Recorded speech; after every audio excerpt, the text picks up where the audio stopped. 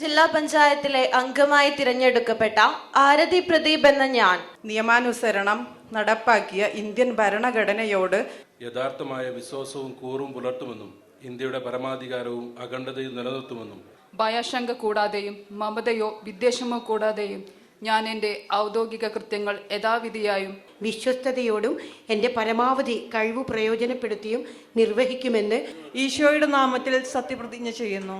കളിക്കളത്തിലെ പരിക്കുകളെ ഇനി പേടിക്കേണ്ട. എല്ലാവിധ സ്പോർട്സ് ഇഞ്ചുറികൾക്കുമുള്ള സമഗ്ര പരിഹാരം ഇവിടെയുണ്ട്. ABC orthopaedic hospital, near Kairali theatre, Calicut road, Manjeri.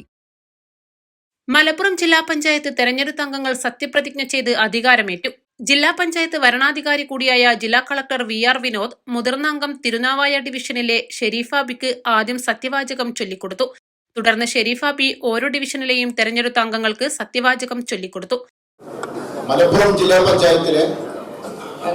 പഞ്ചായത്തിലെ അംഗമായി തിരഞ്ഞെടുക്കപ്പെട്ട ഷെരീഫ ബി MP എന്ന ഞാൻ നിയമാനുസരണം നടപ്പിലാക്കിയ ഇന്ത്യൻ ഭരണഘടനയോട് യഥാർത്ഥമായ വിശ്വാസവും കൂറും പുലർത്തുമെന്നും ഇന്ത്യയുടെ പരമാധികാരവും അഖണ്ഡതയും നിലനിർത്തുമെന്നും ഭയാശങ്ക കൂടാതെയും മമതയോ വിദ്വേഷമോ കൂടാതെയും ഞാൻ എൻ്റെ ഔദ്യോഗിക കൃത്യങ്ങൾ യഥാവിധിയായും വിശ്വസ്തയോടും എൻ്റെ പരമാവധി കഴിവ് പ്രയോജനപ്പെടുത്തിയും നിർവഹിക്കുമെന്ന് അള്ളാഹുവിന്റെ നാമത്തിൽ സത്യം ചെയ്യുന്നു. ആകെ 33 ഡിവിഷനാണ് ജില്ലാ പഞ്ചായത്തിലുള്ളത്. സത്യപ്രതിജ്ഞയ്ക്ക് DCC president VS Joy, Muslim League ജില്ലാ secretary P Abdul Hameed master MLA, Ismail Moothedam എന്നിവരും സംബന്ധിച്ചു.